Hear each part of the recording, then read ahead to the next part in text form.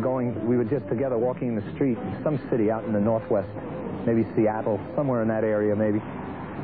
And we walked into a restaurant just off the street, and the man kind of looked at Prez and looked at me as if to say, I wonder what these two are up to, or what are they even doing together, and why do they want to eat in my restaurant?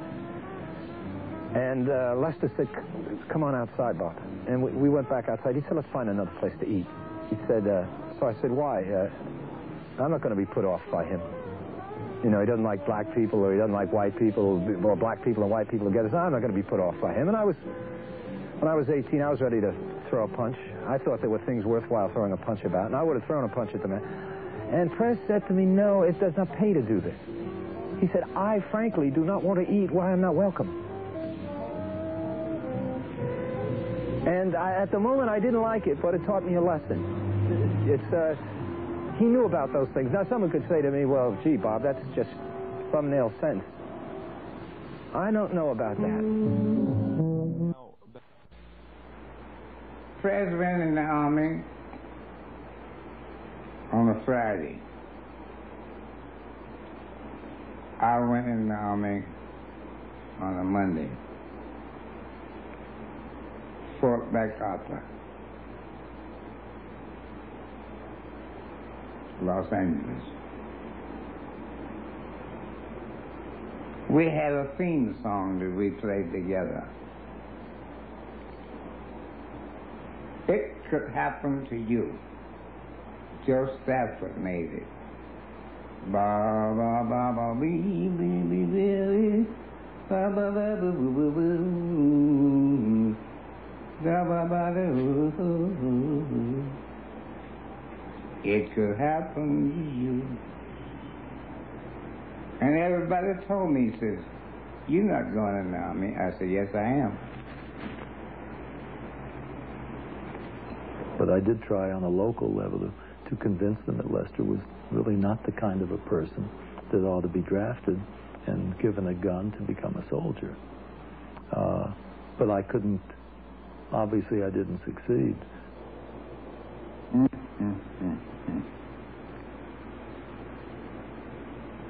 Billy, the bass player, says it hurt him to have to take a gun and put on Lester Young. The white band, McClellan wanted to put Lester in the band. The black band didn't want Lester in the band.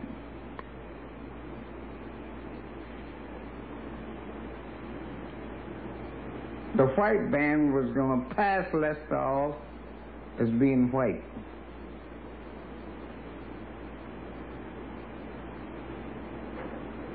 Do you understand what I'm saying? And he was injured in, what is it called, basic training?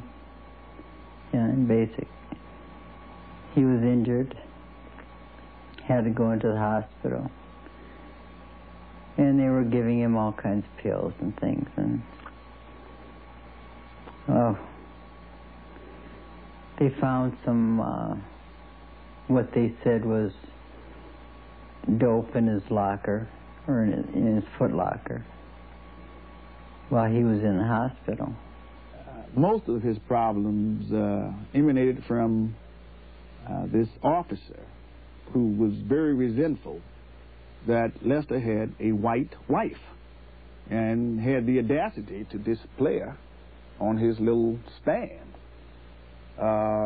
He was the great Lester Young prior to the officer and he having the confrontation about his wife. After that, it was just one bad detail after another until they finally drummed him out. All I have to say is that Lester Young is the greatest. Phil, that was a great record. I hate to say this because I'm on it, and I don't mean myself. I mean that Lester Young is really the last word, and he can never be replaced as long as time exists. He was a unique individual. So like a guy came from outer space and changed everything and then went away on us. Right. Didn't tell us how to duplicate it. Right. But, you know, that's the same situation with Art Tatum. Let's think of Art Tatum. He was out there. Let's think of Charlie Christian. You know, these giants, you know, these people are giants. Fats Waller. You know, these people are giants, and they cannot be replaced. And, well, all right, somebody come along that can play with great talent, but there's nothing like the original. Right. And Lester Young was perhaps the most original artist that jazz has ever known. Right, and it was a pleasure for me to just have my name associated with it. When Prez and you hung out together, did you ever have musical conversations, talk about what music was doing? No, we never talked because I was busy admiring him. There was never a conversation about music. He was the conversation. He was the conversation piece. He was the topic of the day. I don't think anybody was particularly aware of exactly when he came home. There was certainly no welcome home celebration. He just reappeared on the scene and was very clean for quite a while. And actually, I saw a side of Charlie Parker, fortunately, more often than not, when he was straight. And when he was straight, he was very good, very normal, happy company. I mean, we went out to the beach together with my wife and my mother-in-law and my little daughter, and he would go out there and we'd eat hot dogs and walk along the beach, and it was just like, you know, your next door neighbor. There was that side to Charlie which not everybody saw. He had a great sense of caring. I was with Earl Hines, Yard and I both were with him. And intermission, I was sitting up playing the piano, right? Like this is a good example. And then some white guy threw a couple pennies up on the stage. I looked down at the pennies and listened. The winds kept playing. Well, that night after the dance, when I thought everybody had left, it was a white dance, I went to the toilet. And when I came out of the toilet, I just happened to look around like this. This guy had a bottle, and he hit me up here. This bottle and the blood came all out of my uniform. And I picked up I don't know, it was one of those big dead balls. I was on the ground, and a lot of guys grabbed me. And Charlie Parker came in to sell all his blood. He told the guy, said, "You took advantage of my friend, you cur." He called him a cur. First time I'd heard that. Well, you know, Bert always felt that that prejudice coming through that Earl definitely shows on the tape. Somehow he got through it with gritted teeth, but I love the expressions on the video where, I mean, that's a definite put down. Bert could kill with a look, you know. You boys got anything more to say? Well, Earl, they say music speaks louder than words, so we'd rather voice our opinion that way, if you don't mind. I think that'd be all right with everybody if you really want to do it.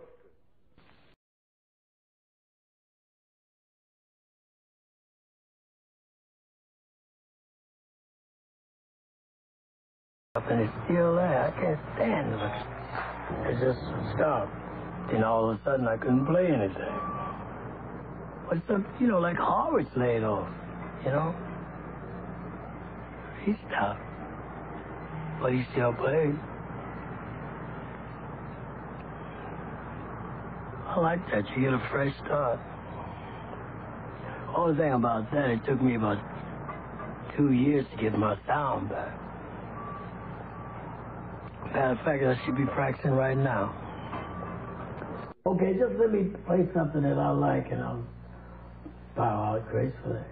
I'll stop. I said to somebody last night that about 6 months from now, this style of music will be dated. You can't do what you did 6 months ago. You rank like rank? Yeah, rank up. Rank like up. You mean like an like the best, yeah. When you say best, you can't say best in any form of the arts. There's no best dancer. Because it's subjective. No best actor. You know, PR is 98% of it. But Dizzy would say that I'm one of the best. What should we tell folks? That Miles Davis has mellowed with age, or that now people are just willing to listen to what he's always been? Or? Don't tell them nothing. Let them guess. What's he gonna do next? You like that mystery? They like it. I'm cool.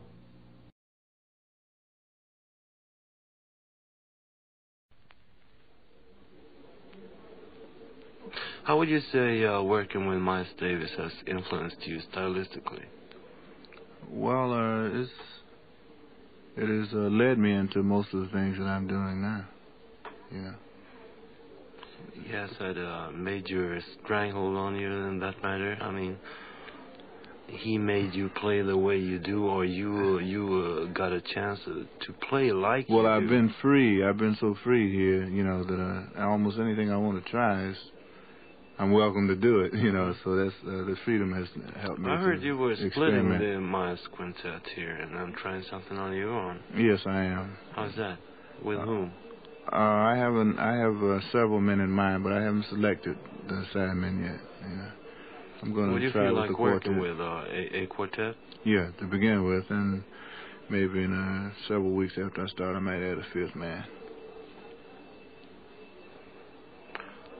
John, which tenor plays do you think have influenced you, if any at all? All of them. I would say all of them. But do you have a personal favorite? I mean, like you put on a record when you're at home and relaxing and so on. Well, Sonny Rollins is, I think he's outstanding tenor man today. You know, and that is exactly what Sonny Rollins told me on this show about you. So that's usually, you know, my man. Mutual Admiration Society. Yeah, here. Well, he's great. I mean, you know. Mm-hmm.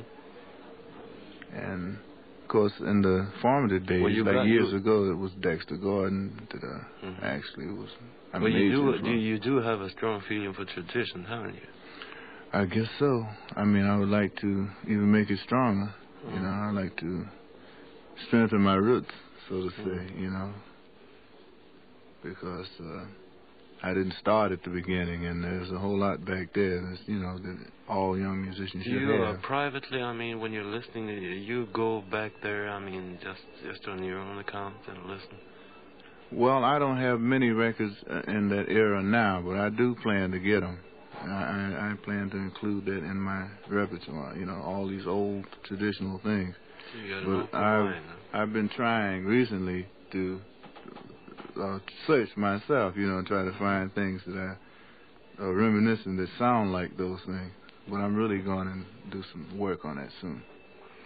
Well, John, it seems like you're on with the Miles Davis Quintet here, and thank you very much for taking the time and dropping in on this You're welcome. Thank you very much. Enjoy it.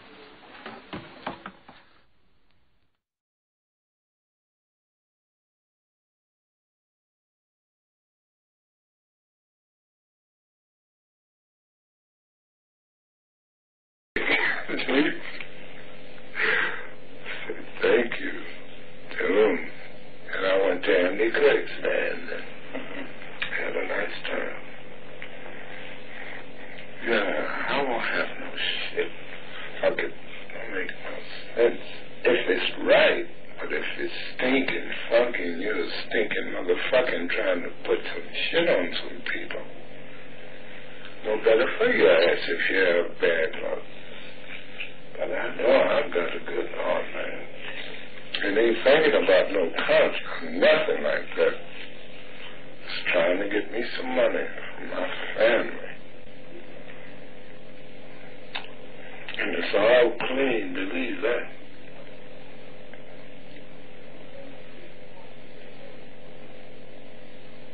And this bitch would take me down there, Fletcher Anderson's wife. Take me down in the basement and play one of the little wind-up vendors and shit. And ask me, say, Lester, can't you play like this? Coleman Hawkins play. I'd be done. But I mean, don't you hear this? Can't you get with this? You drink. That's when I split. Every morning that bitch would wake me up at 9 o'clock to try to teach me to play like Coleman Hawkins. And she played trumpet herself. She was trumpet? Circus trumpet. Shit. Fuck these motherfuckers. I'm gone. Now that's real shit. That's not no bullshit.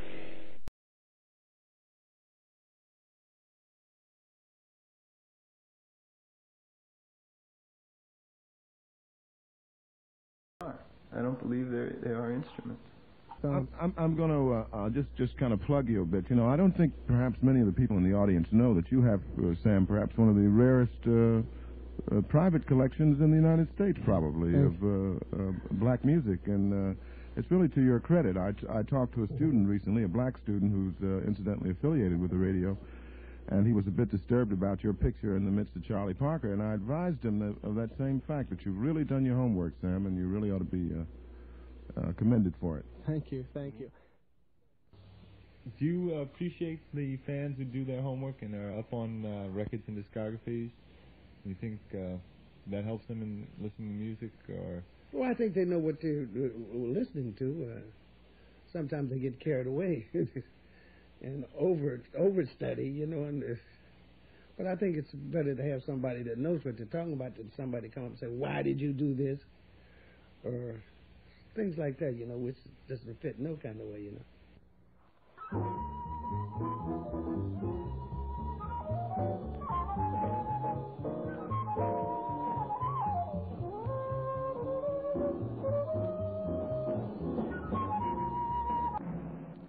When you hear music, after it's over, it's gone in the air. You can never capture it again. Dickie Wells. Hi, Dickie. How you feeling? Hey, how you doing, Cellarini?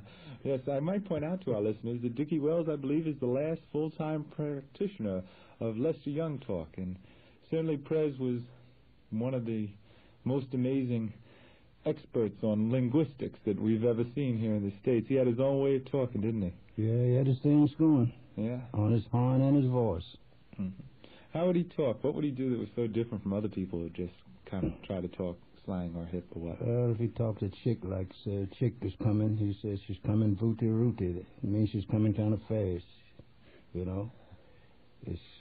She's coming slow, she's lowsy, scozy, dozy. Paddling along. Paddling. Yeah, paddling. He used paddle a lot. Yeah? So he had his particular lingo. What was that thing you were telling me about Basie, the name he had for Basie there, when Basie was putting on weight? He called him Fatty Rooney. Yeah, so Fatty Rooney's still playing piano. It's called Basie Holy Main. That means the boss, you know. Uh-huh. Here comes the Holy Main. Quieten down, you know. What was Lester Young's nickname for you? Well, I called him Prayers like anyone else. But what did he call you? He called me Mr. Bones. Mr. Bones? Yeah, trombone, you know. You're one of the people who got one of the Mr. nicknames. Most people got the lady nickname. Yeah. I guess you were in a special category. All bone players, rather, was called Bones. Uh-huh. He called Eddie Durham Pound Cake. Pound Cake, yeah. It's a little before I got there. I wonder, do you know what he called Benny Morton by any chance? He called him Mr. Bones. Oh, really? He had a thing for the trombone section. Yeah, I got to get by and see Mr. Bones, Mr. Morton Bones tomorrow. He's kind of ill. It's coming along fine. Oh, that's very good to hear. We all wish Benny Morton a very speedy recovery. Yeah. Right, well. Perez was really a comedian. Everybody was glad to have him around talking his trash. Right. Yeah. Well, you know, I've read somewhere, and I've always wanted to find out from people who knew about Prez. Was he really the first person to use the expression bread for money? They say that was his word. Yeah, he's comedians used to use it once in a while, the older comedians. Way back, you know. I think he passed that on down into the musicians. Yeah, he kept it going for musicians, you know, bread, you know. He wants some bread. You know. So come on, Prez, let's make it around the corner. No, I'm kind of voodoo for bread. I mean, he's breadless. How about Ivy Divey? I heard Prez said Ivy Divey a lot. Why do you say that? What did that mean? Yeah, well, that's one of his slangs for, well, You may be this and that, but you jiving and talking. You said there's a ivy cat over there. Let him talk. How about the draft? Did Prez ever say, I feel a draft while you were around, or is that just for other musicians? No, Prez used to say around me, feels a draft. I feel a draft coming in. That's regular, something like an argument coming in. He's cutting out. He wants to split to miss the draft. Yeah, it's too bad he didn't really miss the draft, because he didn't particularly care for the Army. No, he didn't care at all. He was only there a while. That was, I believe, first. And then around Oklahoma City and around. And then later I went to Kansas City, because that's where it was all happening.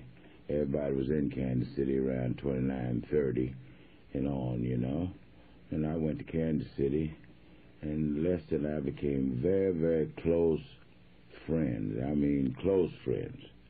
Very, very dear friends. And Lester, I don't think that there are words to describe the personality of this man.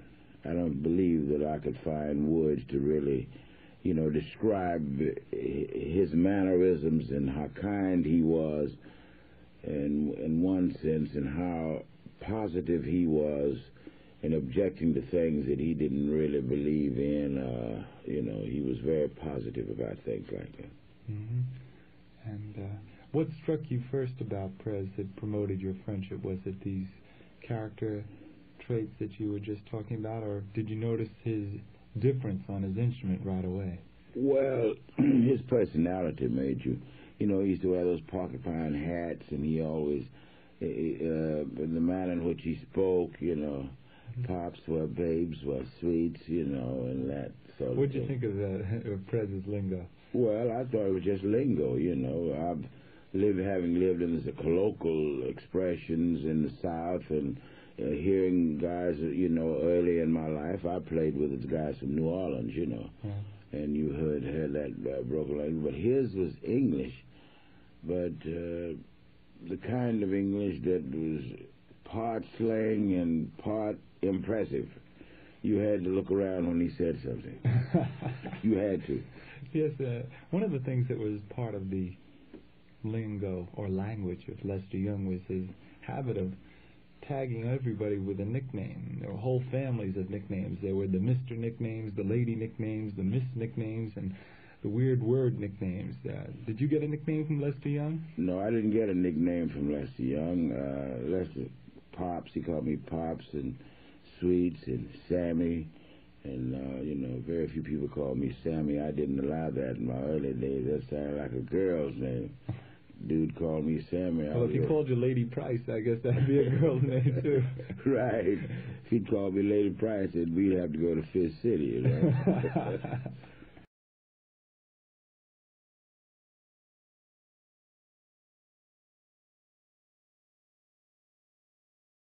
The only I know is for me to go under the seat, and I'm willing to go up under the seat with the boy. Yeah.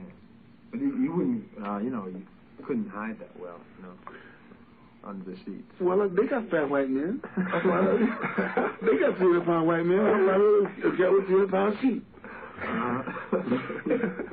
Borrow his seat. Yeah. Under the seat, they don't know what to do. Unless somebody goes turn me in, there's names under that seat. Yeah, you probably have to rub him out to get his sheet, though. Do him in. Well, the only people know that is one that's missing the sticks, the plow handles. That's all the cats know that. I don't know. I don't think I go that far. To take a cat's life to go up on their seat. No, I wouldn't go for that. Well, so that's about it. Yeah, man. Wow. Interesting. It's interesting. That's all I can say. It's been interesting. Because I'm half sleepy anyway. Oh, wow. Okay. No.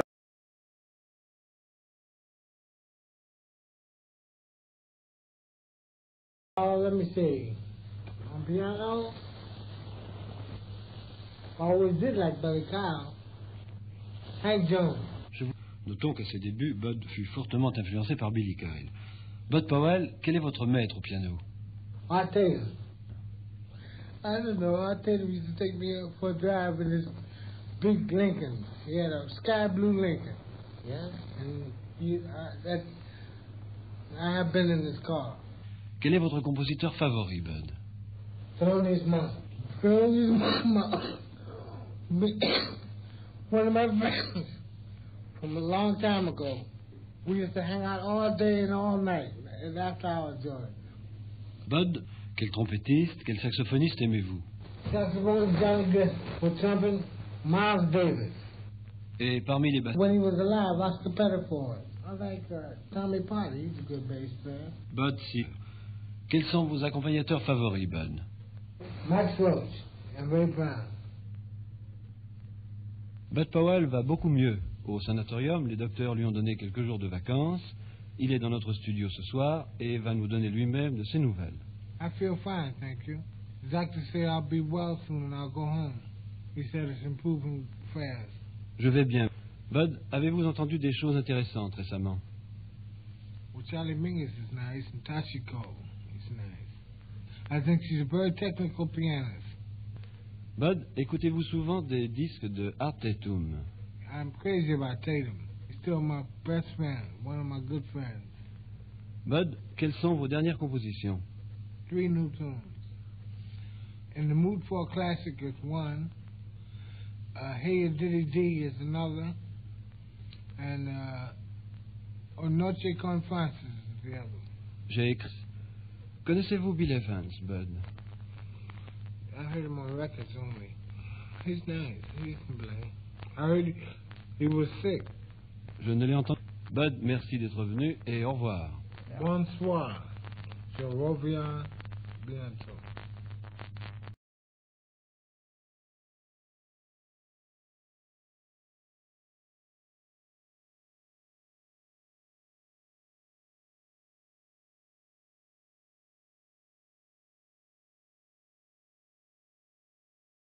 It's been a good 12 hours under the lights and camera and, playing these pieces, repetitive over and over again. I think we played my favorite things about 50 times that day. And the thing about it, and I didn't mind, it never got boring. It was never, I was never bored at all with the music. Every time we played it, at each repeat of something, we want to see you do something to correct something in the background, no matter what it was. It was a new experience. It was just the same. I think the last take we made of that was probably the strongest one that we did. John's style was completely unconventional.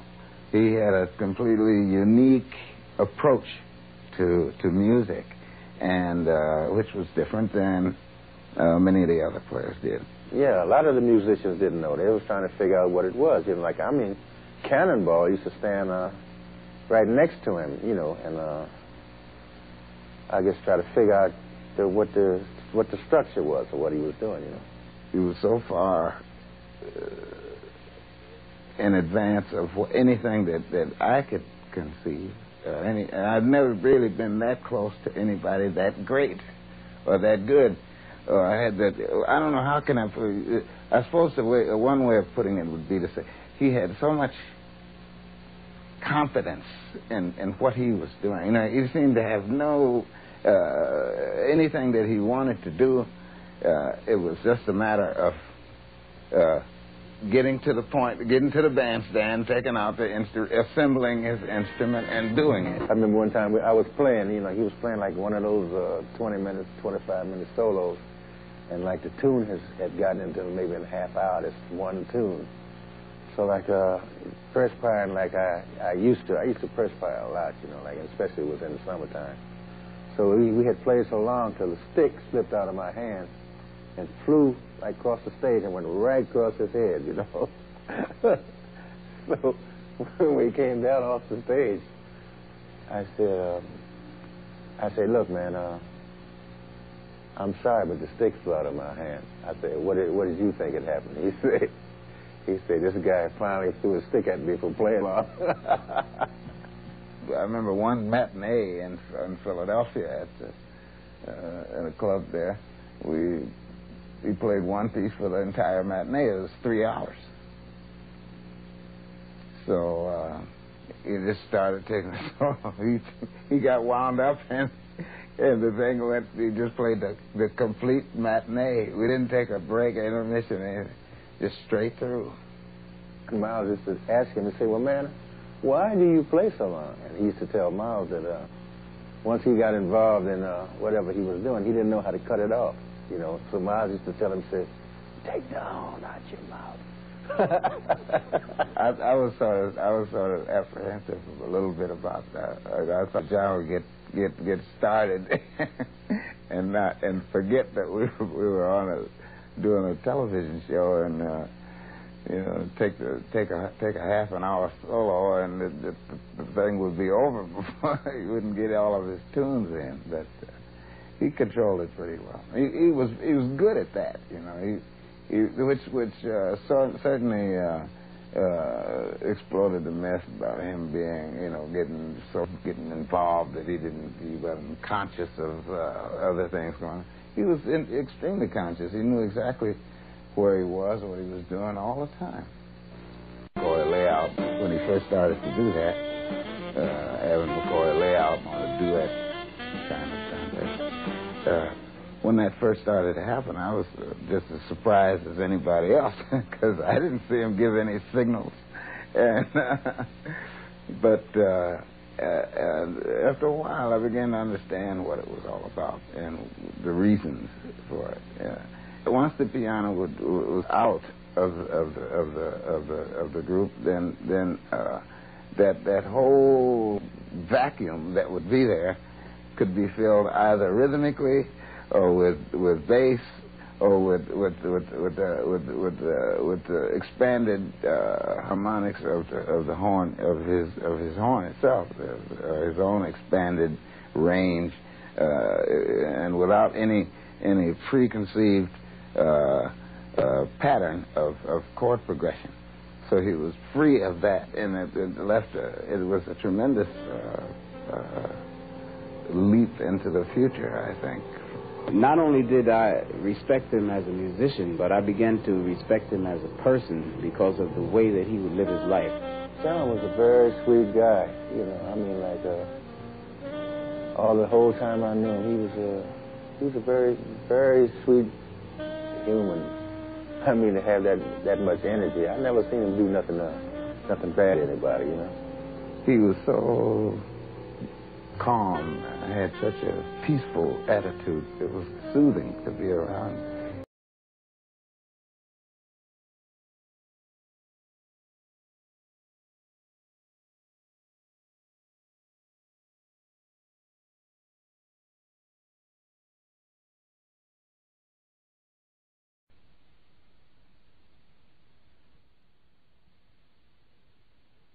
Bird, and I used to have to, after he went to Camarillo, I used to go out to Camarillo at least twice a week and see him and take him whatever he wanted, whatever he needed, you know, like cigarettes or candy or whatever he wanted. Mm-hmm.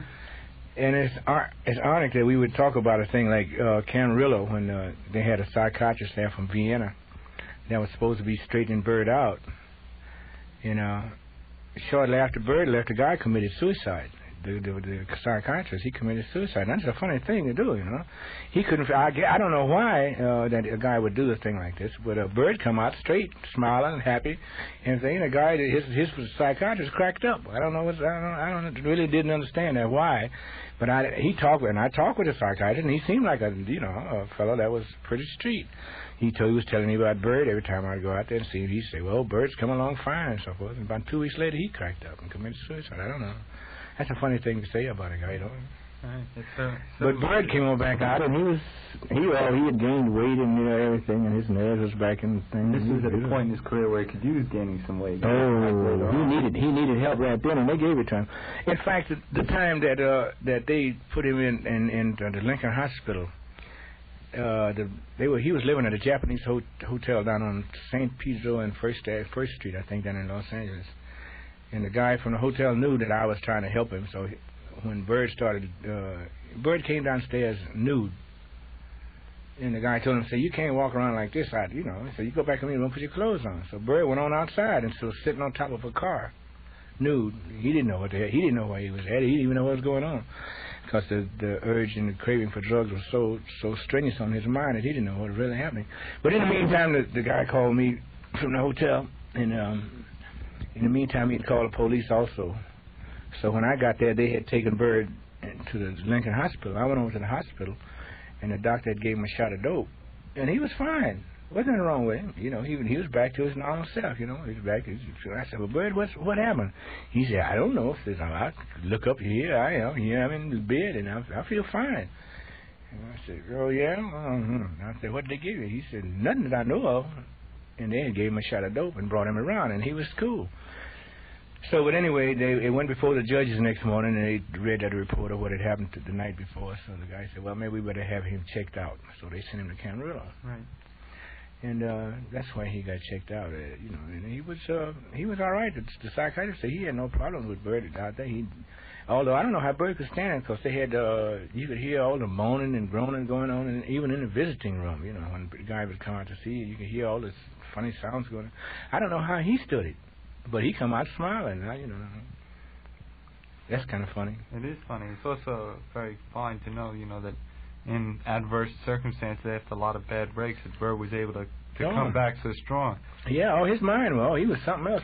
If you play a track like the difference in before he went in, and the thing that he did after he came out, like Cheers and Carving the Bird and stuff, this was a different man all completely from the way he sounded before he went in. Well, you want to do that? Why not? Okay, that sounds good.